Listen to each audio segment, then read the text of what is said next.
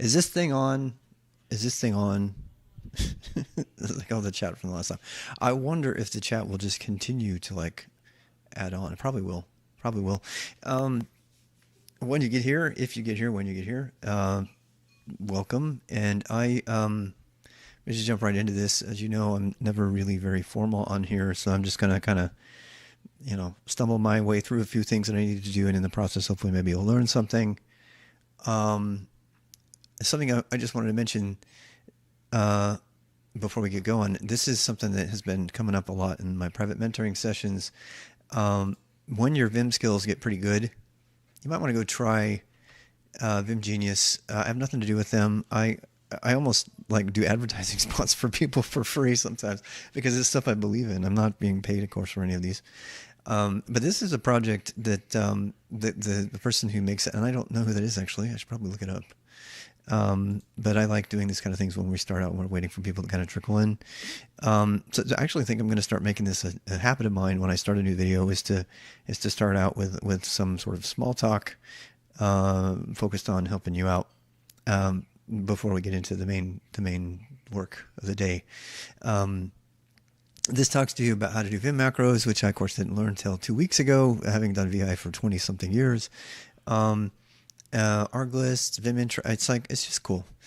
And the other thing is really great. I'm trying to find the guy's name who made it so I can give him proper credit. Developed by Vic Ramon, and designed by Rye Mason. These guys and girls, or these people, are really fantastic. I actually, I believe it was Vic that I reached out to have them correct a few things some years back. It was probably about 5 years ago, and because they did not have :X, and they did not have ZZ on their save changes, and so they added that. And almost within a week, I mean, it was like they were right on it. I don't know that it's that this is something that's, and they do recommend Vimdir. I don't think this is open source. I don't know. We'll go find out. And the other thing too is they added Control Left bracket. If you are a non-international keyboard user, Control Left bracket will work for you better than Escape usually. Anyway, so that was the thing, and I wanted to just mention this. Doom, doom, doom, doom, doom, doom. Where is it? Here we go. At HashRocket. Let's go talk about what HashRocket is too. I want to kind of see tutorials and lessons from goodness. HashRocket. What's HashRocket? I don't remember seeing that last time. Ooh, solid user-friendly software built on time within your budget. Wow, I'm giving you a free ad because I love what you did. Although they're using stuff I would never use. Elixir, yay! Let's just focus on the good. Yeah, I look. I know the world is all stuck on React anyway. I started learning it. I was like, can't do JSX. I was like, hell no. Yes, I know you can do without JSX. Okay, back to the main event. If you're here for the main event, I only have about 40 minutes to talk today. I'll be probably back online tonight, do some more coding. But what I want to do is I want to show you how to integrate a command into your package module. So what does that mean? So if you, generally speaking, if you are making a, I've talked about this in starting a Go project right. There's a video out there. It's pretty popular. You can go watch that one on YouTube. That talks about, setting up modules, you go mod init and all that. But then the next question is, well, what do you have? You either have at the top level, some people, there's, I don't want to get sucked into that part of it too much. I talk about how to set the module up and how to decide whether you have a package focus or a command focus, or you have like if you have like a seriously complicated bit of software that you're writing, you might actually want to have both, in which case you'd want a PKG directory and also a CMD directory. Well, what I want to show you today, so I have this project out here under Pegn that originally I decided to make its own command, and that was all done for all the right reasons. Oh gosh, come on, Ron. This was done because I didn't want to, quote, burden the package with command code. But it's a tiny enough command. It's not going to have a lot in it. It's so putting it in the actual core. It doesn't qualify as a mono repo, so to speak, but it at least gives you something to use. So if you don't want to run the tests or something like that, let's say you just wanted to try Pegn you could just do go install on the command from Pegn, and it would give you that as well as a library, so you can then start writing code using. You can try out the library, the package that's included, as well as the command that comes with it.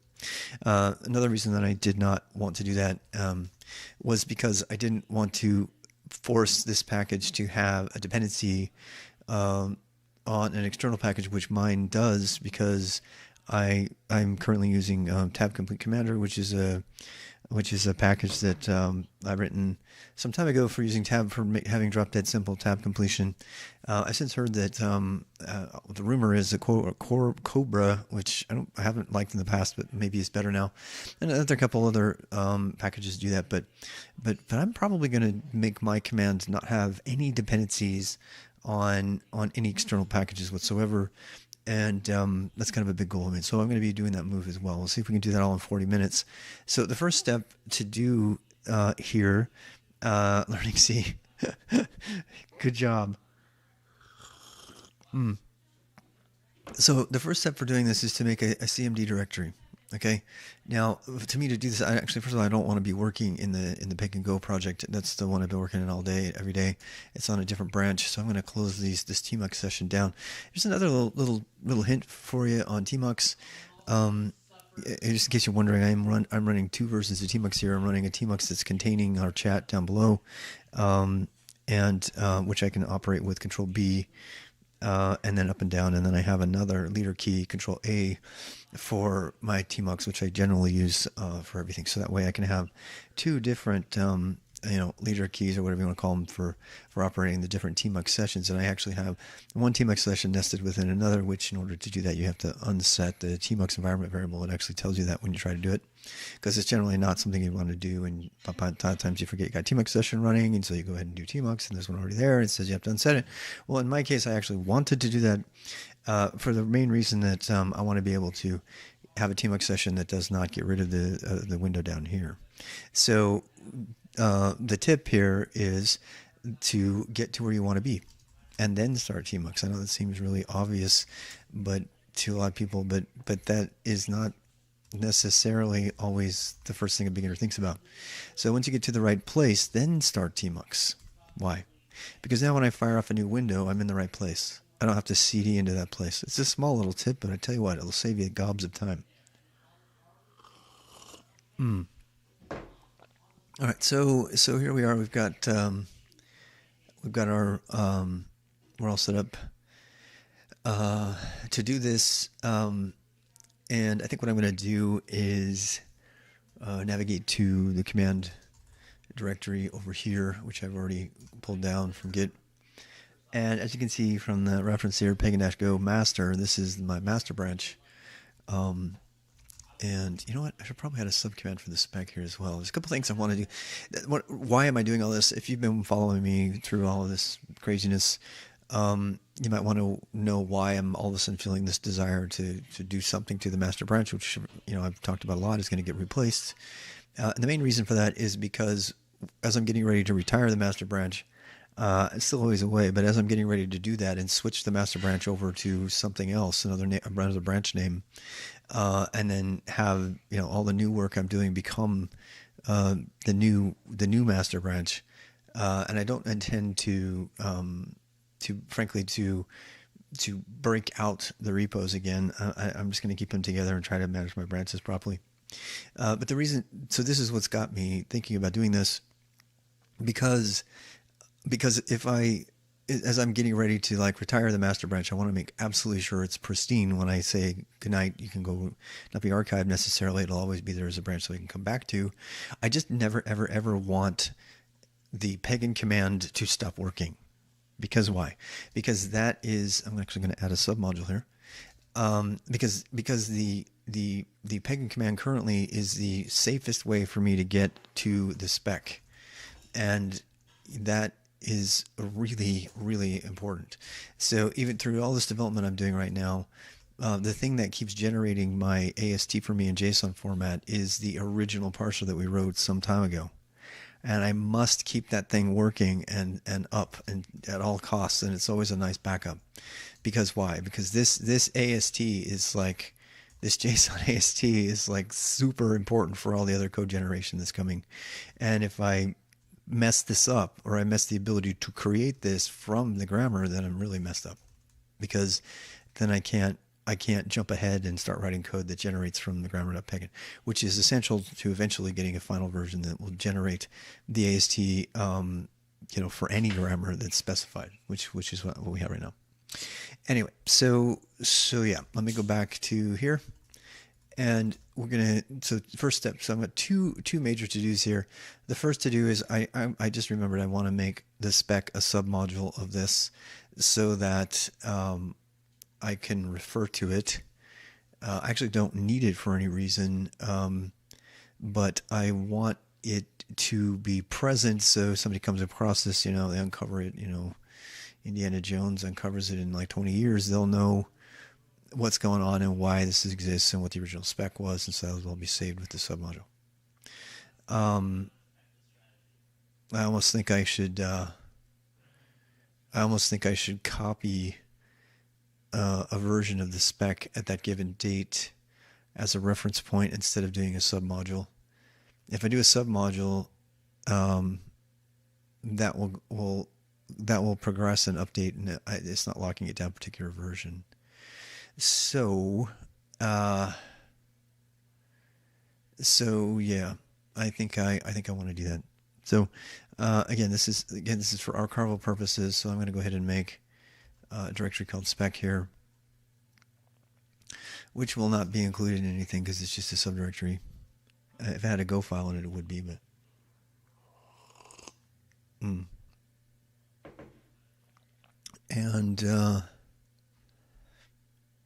I'm gonna I think I'm gonna go ahead and just copy the other one over. Again, I'm trying to.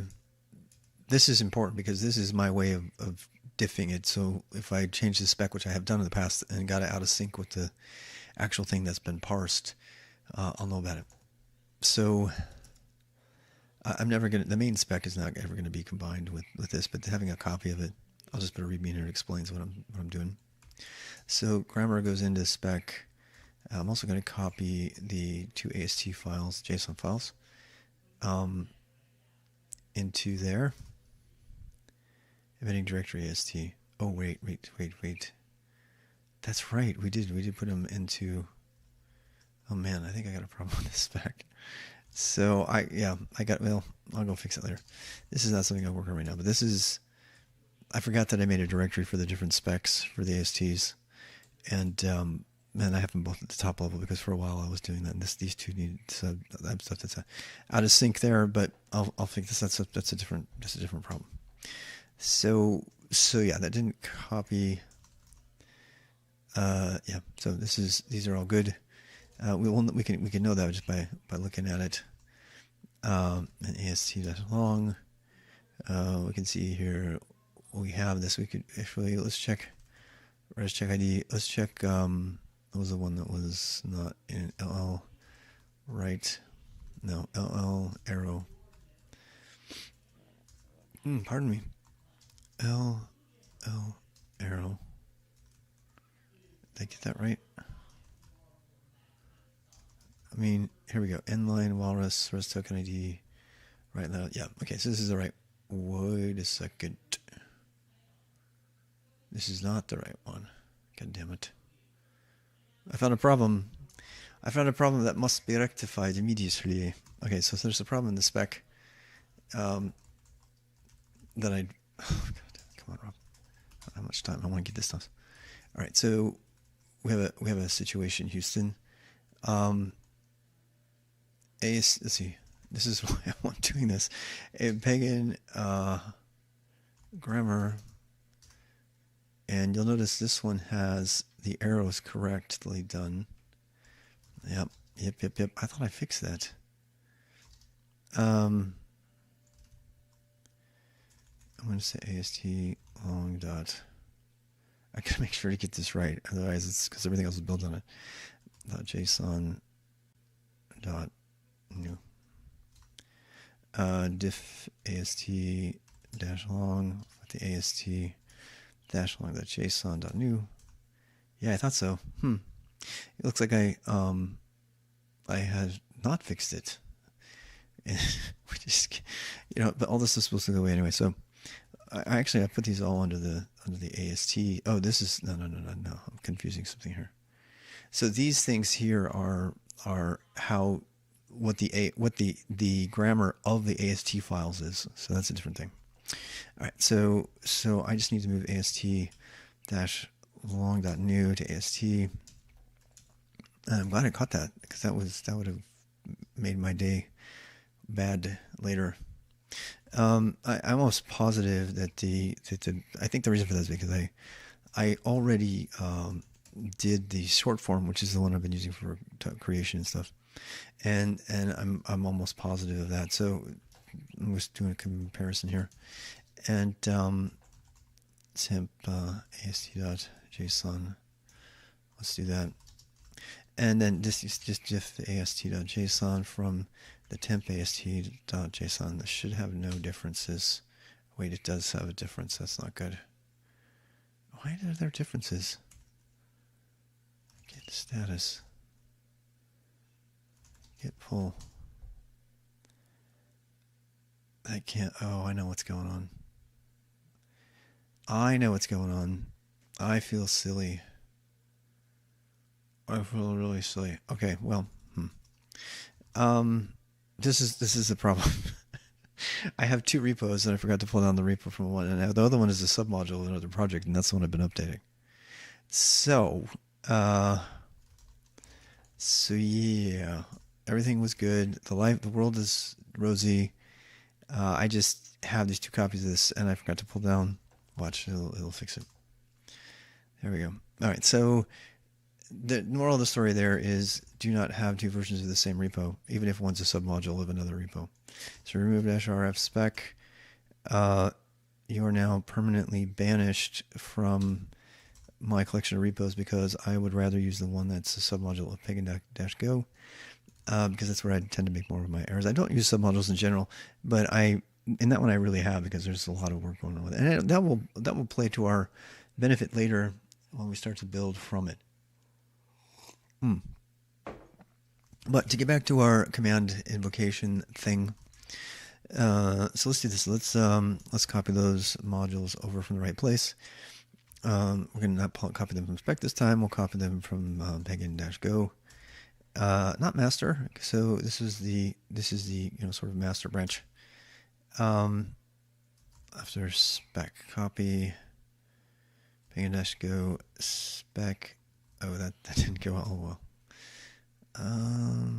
To, I don't know. Let's see. ls pegn-go /spec. Wait. Oh, I'm in the spec. Duh. Oh god, I feel dumb. There. Okay, so we don't want the AST directory. So in the spec, and we should know that for sure. I'm glad I checked, by the way. So there's our arrow. And there's our res token ID L arrow, which is what we're supposed to do. And this is a res token. So that means we have the right one, and that's ready to save. We should probably, frankly, I should probably add the grammar again, because I don't know if I have the right one. So we're going to copy the spec grammar over. This was not the main event for tonight, but this is definitely important. So I'm going to do this before this gets saved off. Once again, I'm preparing the master branch for archiving eventually by kind of locking into it a certain state that is very reliable. So I can come back to it.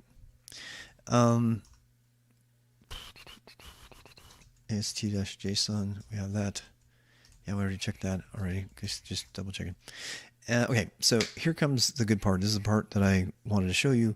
How do we make a command that's also a part of a module that's primarily a package, right? And how do you know it's a package, first of all? So there's a pattern, it's a convention, pattern, whatever, where you don't, look, if you have a command, you generally name it main. It's just kind of a convention. There's no rule that says you have to do that, but it's kind of a convention. The other convention is that if you are a library, generally you have other files in here. In fact, more specifically in this case, I don't have one, but generally speaking, you should have a pegin, a library, a file that matches the name of the package.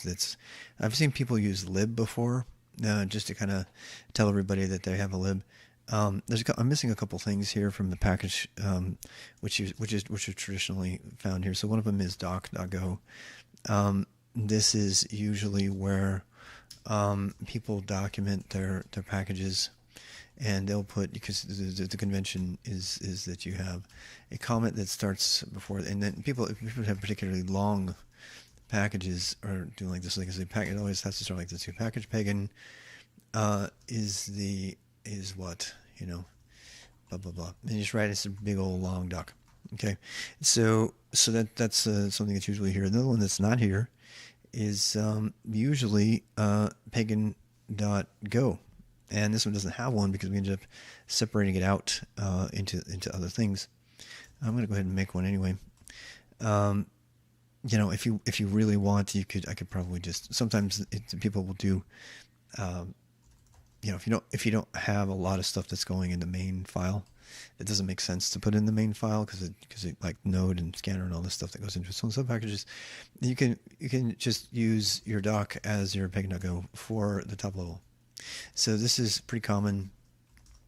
Bottom line, when you have a library module, so there's the terms, there's modules, libraries, and commands, and modules can contain one or more packages or commands, and a package has to, they all has to have all the same package name. So all the files in here have the same package. And if you ever move files around between sub packages or something like I have here, you get a problem because, it says, I don't know what you are because I can't infer what package you are. It doesn't look at pegn.go to decide what the name of the whole thing, nor does it look at the name of the directory. And you might think it does, but it doesn't. It would definitely, okay, but commands, on the other hand, they do look at the directory name to decide what they will be named when they get compiled. So let's move now to commands. Okay, so how do we do commands? Commands are traditionally in a CMD directory.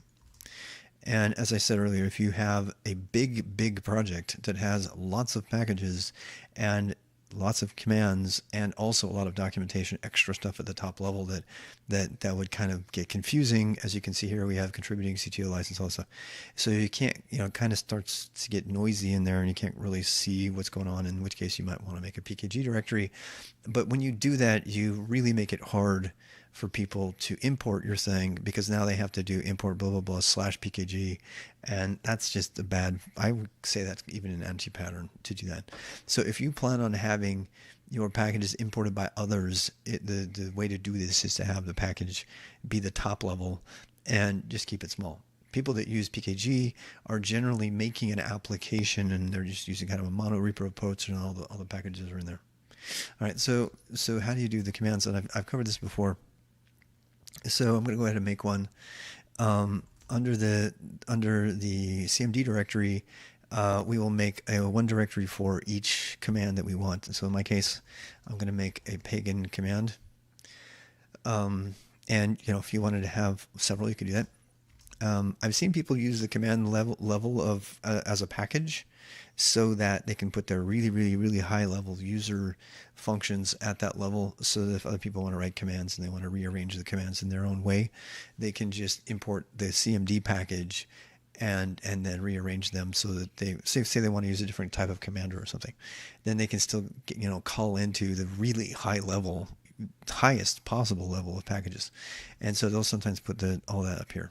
I tend to put that in the top level of my package, not necessarily in the CMD stuff. But that's just stuff to consider.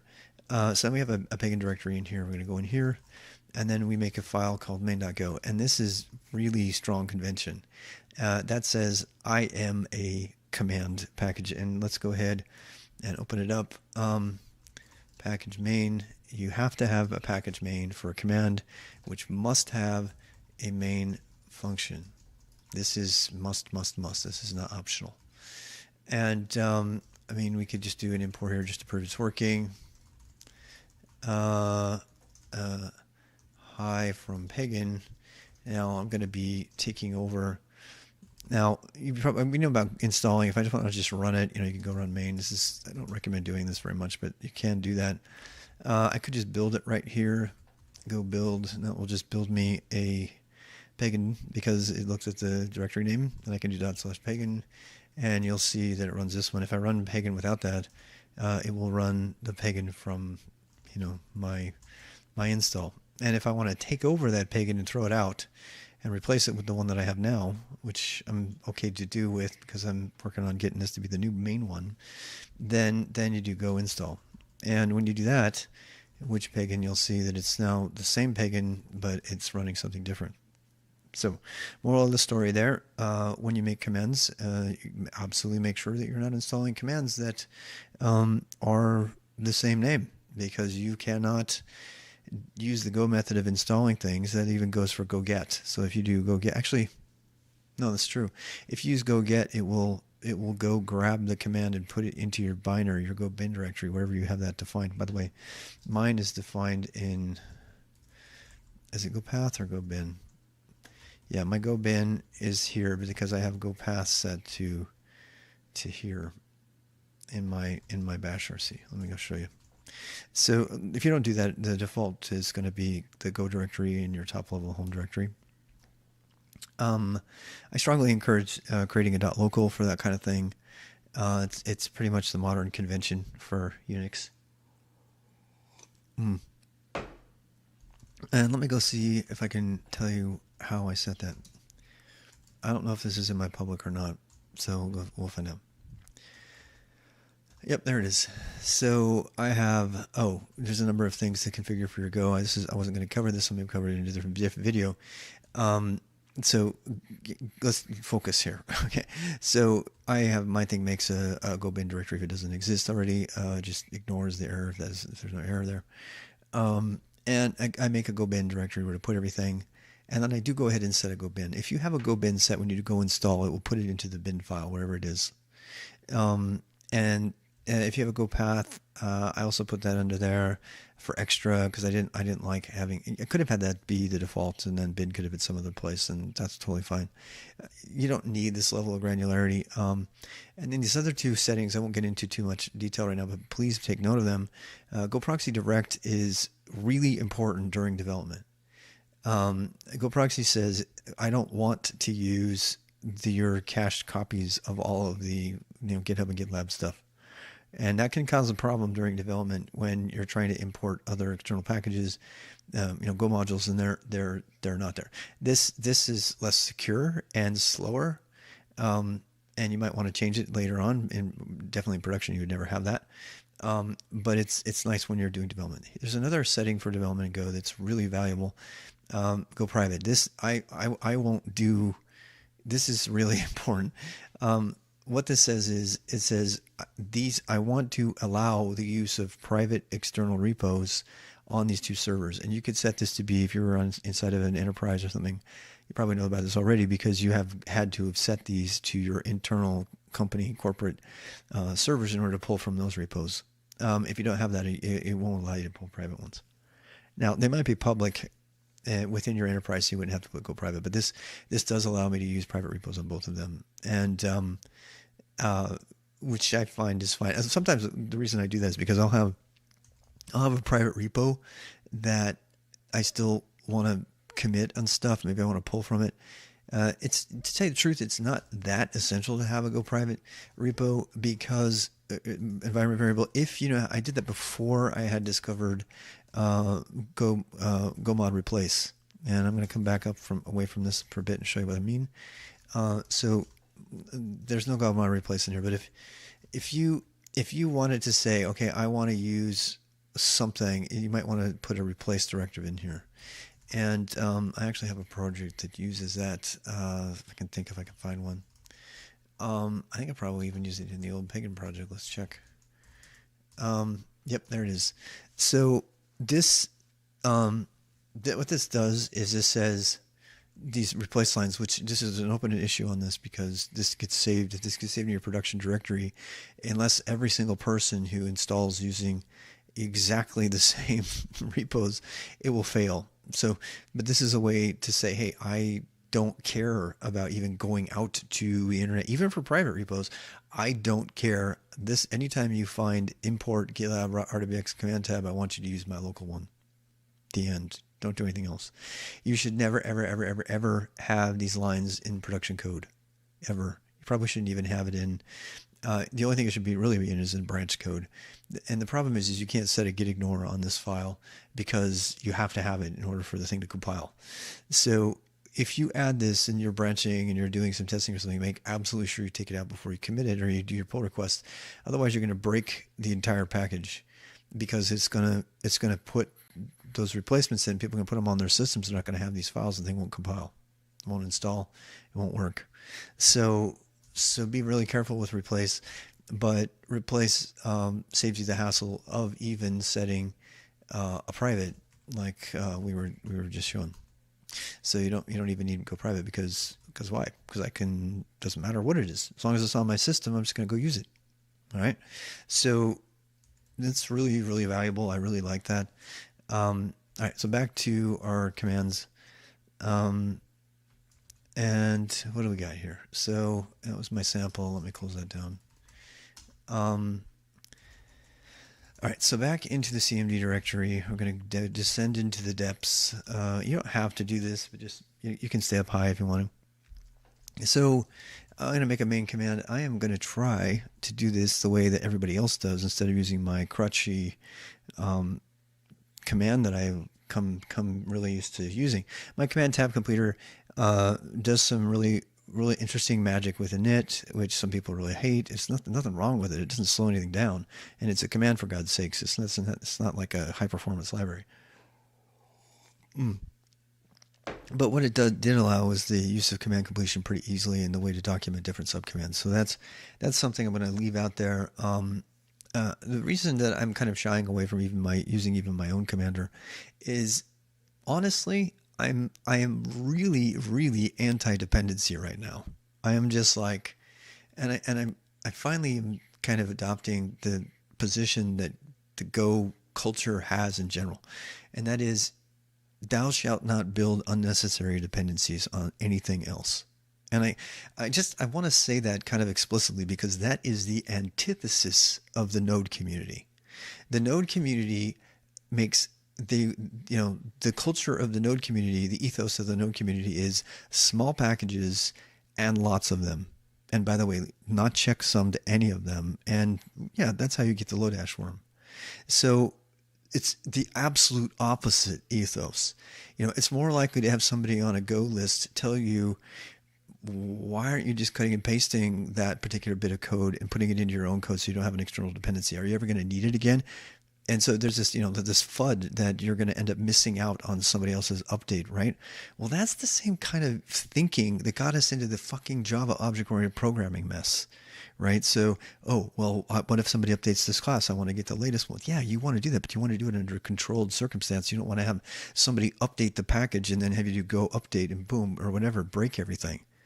So the culture behind Go development, which is yet another reason I love the Go community, is to make sure you know what is in the code in your application. Think about that for a second. It's kind of funny that somebody has to tell you that. You should actually know what the lines of code are in your application. It's okay to there are certain times when you have to say, no, I'm going to take on this library. But every time you take on a dependency, you are answering for every line of code in that dependency. And when it breaks and kills somebody or something like that, there's just too much code. I know, particularly for Node. But here's the thing. You should at least look. I get it, right? You can't. There's millions of lines of code out there, but if it's not in the standard library, you better be damn sure it's a well-used package, and give it some. But you know what Lodash was? So Lodash, everybody, they signed off on it. Millions of people said, "Oh yeah, I want to use Lodash," and it was the source of the greatest worm ever deployed in history from a repo. In fact, they're still recovering from that error, and because there's no checksumming or anything. My point is that the the lackadaisical attitude that kind of comes out of this, yeah, just write a lot of packages and just import them automatically and not have a lot of dependency, is an anti-pattern in the Go culture. The Go culture is like, you need to at least try to know what you're putting in here. At least think about it. Don't go out and look at a 0.8 package that is a plug on this, that a 0.8 package version in Go that has what you think has in it, and you see what it needs, and you read the README, and now it's massive. It's in your production environment with no testing. So look, that's all. I'm not going to rave on that, but I'm explaining why that I'm going to drop my own dependency on my own library that I love, and that really provides some awesome command completion automatically. But I'm going to drop that. And I have only a few minutes to do this. So that unfortunately means that I have to do things the hard way. And so there are the easiest hard way of the two hard ways is to use flags if you want to do documentation. But if you really don't care about a lot of extensive documentation, so there's two ways to go here.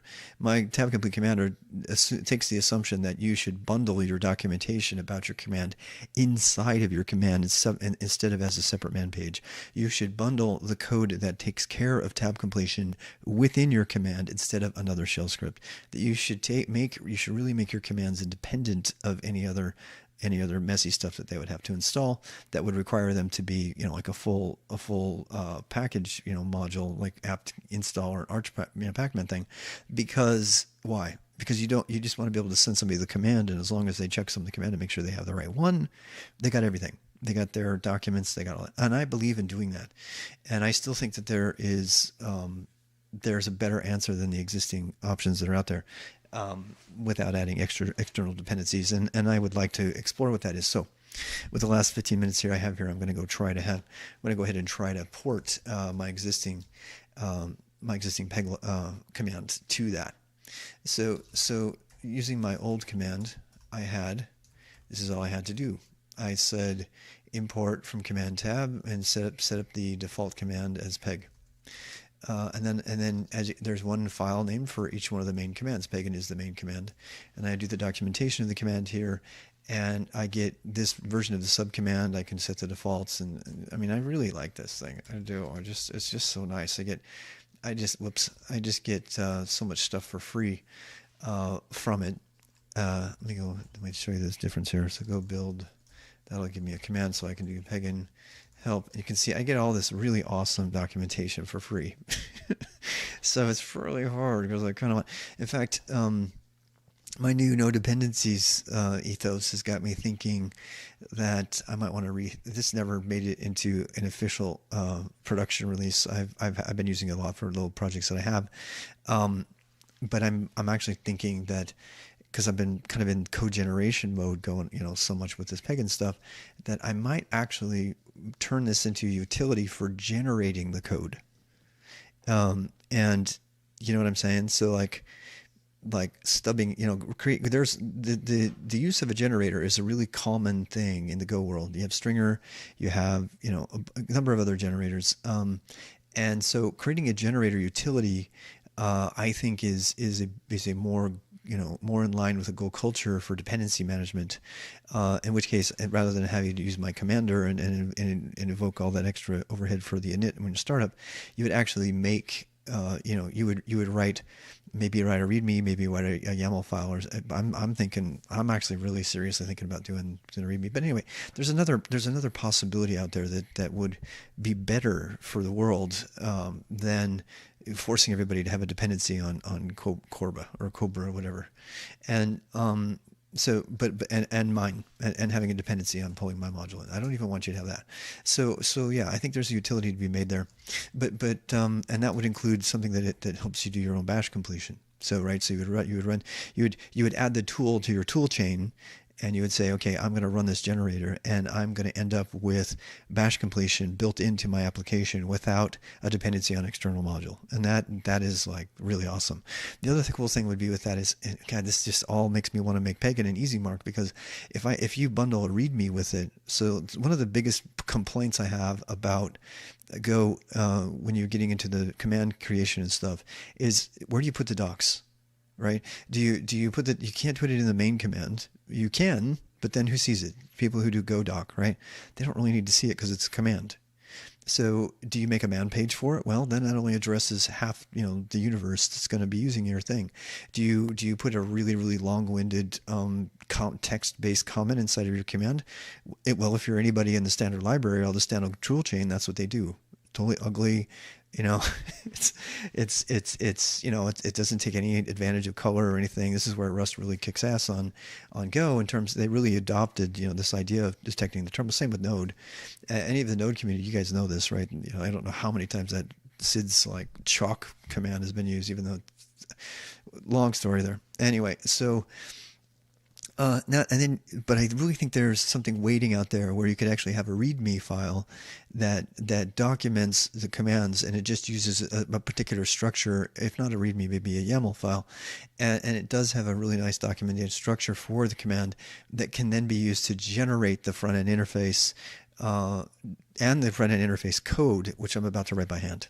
All right, so I'm glad I kind of uncovered that while I was going through this, because I do think there's another option out there.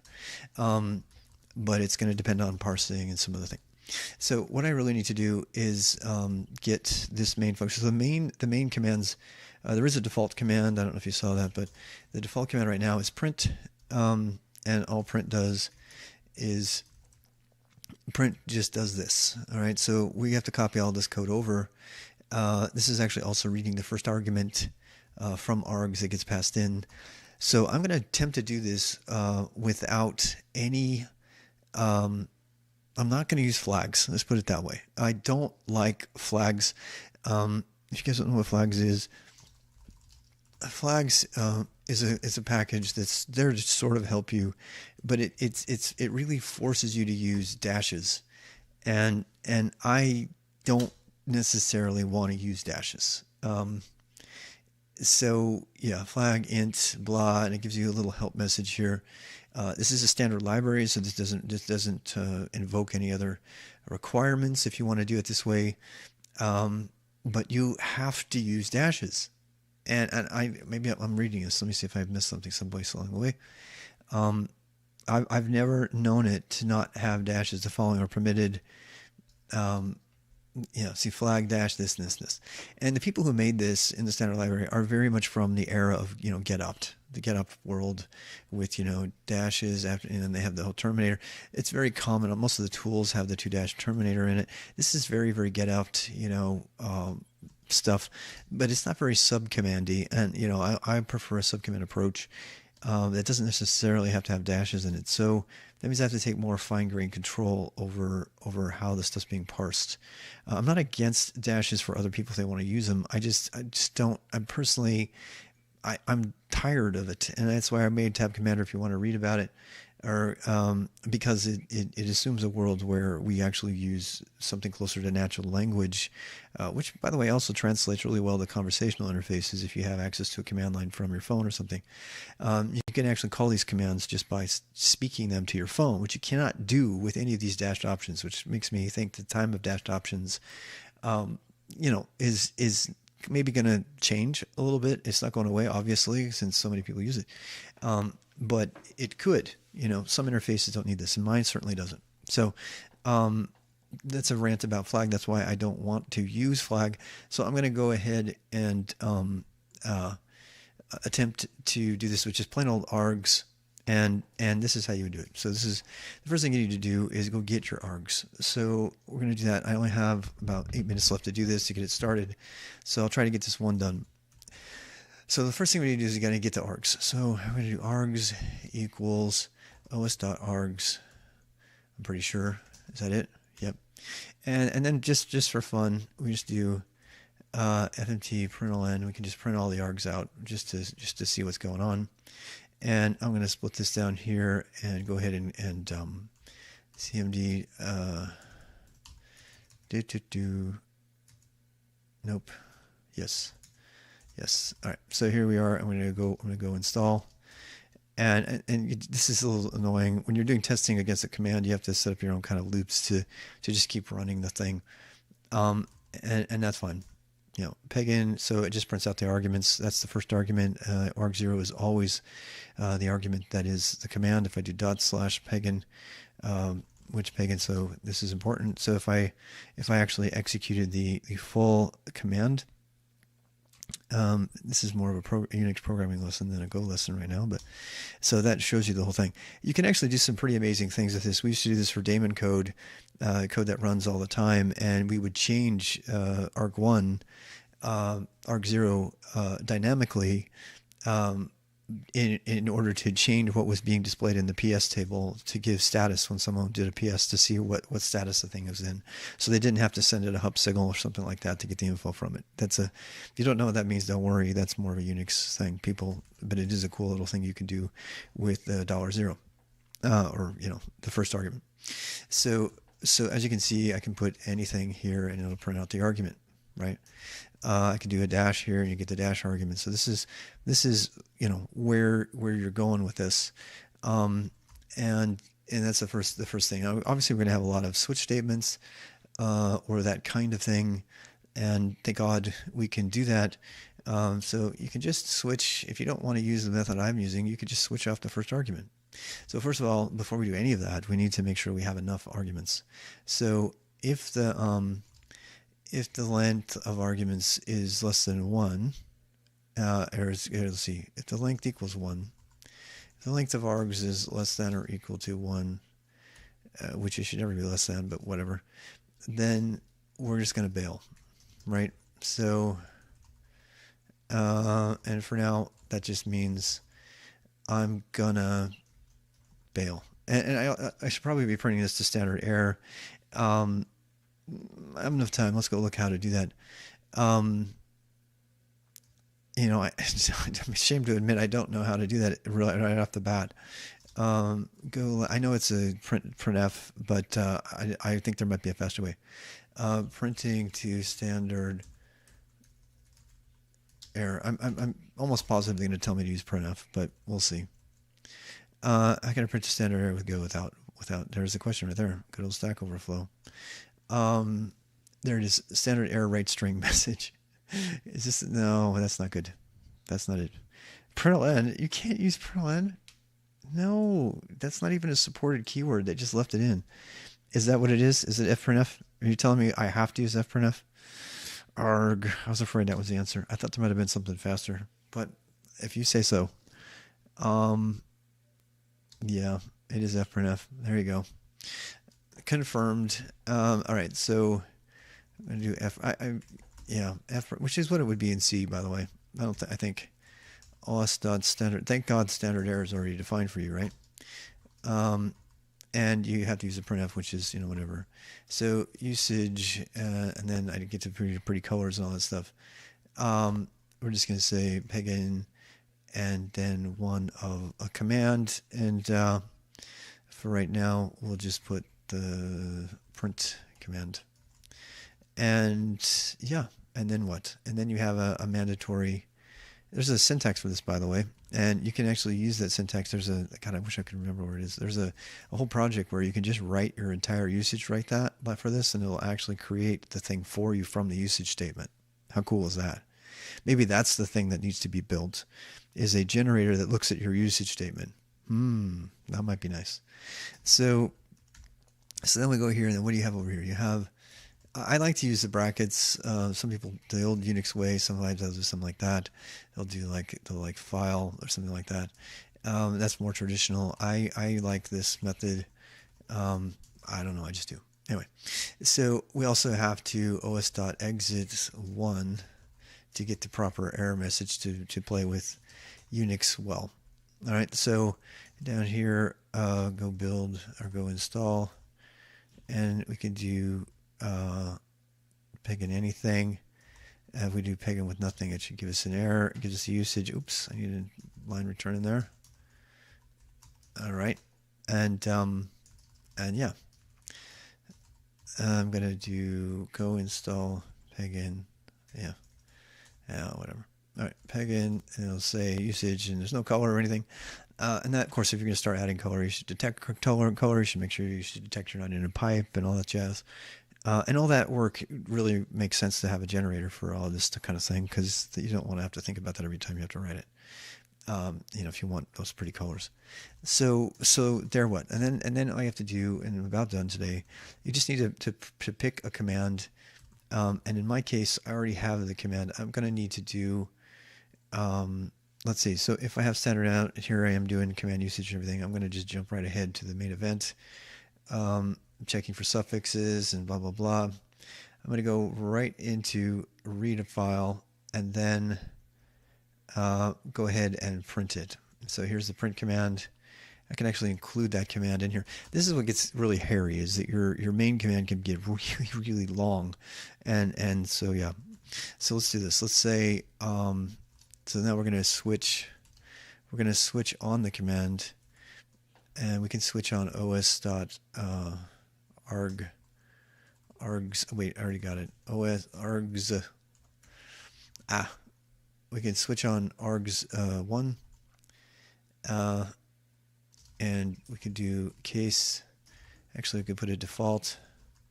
So let's just do usage down here. I mean, this is the same standard stuff, right, that you would do even in a shell script. I don't know how fast I can do this. 2 minutes. I don't know if I can make it. We'll see. If I don't make it, I don't make it. All right, so length return if, nope, don't need that. Just need this. Okay, get ready here.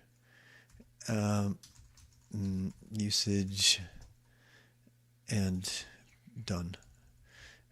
Yeah, usage. All right, that'll exit the system just fine. Basic stuff. You guys probably have done this many times, so you Go programmers out there. Still have an error here. What's going on? Switch. Oh, default usage. So the default is usage.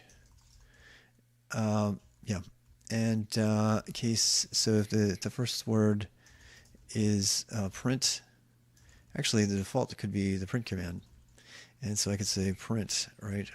And the problem is I need to call it something else. I don't know what to call it. Print grammar. How about that? Print. How about show? I don't know. Well, I don't know. Fine, I'll do this because I'm almost out of time. Actually, I'm going to get interrupted here. We're going to get a call. I think you guys can probably figure out the rest. It's not hard, right? So all you need to do now is just put the code in here and call it, and you got your argument. Now, what about documentation and all that stuff? Well, you'd have to make a command for it. But by doing this, we get to the next level. So case print, let's just go ahead and print. I can leave that off and just have it be the default, because why? Because, fall through even if I wanted to. But I could have case help, print help or something. ft println, would print help, and then print here func print. And I'm going to go ahead and do this code. So node equals a grammar, and go ahead and print it out, right? Have to parse the whole thing. Those all have function commands now that I can do better.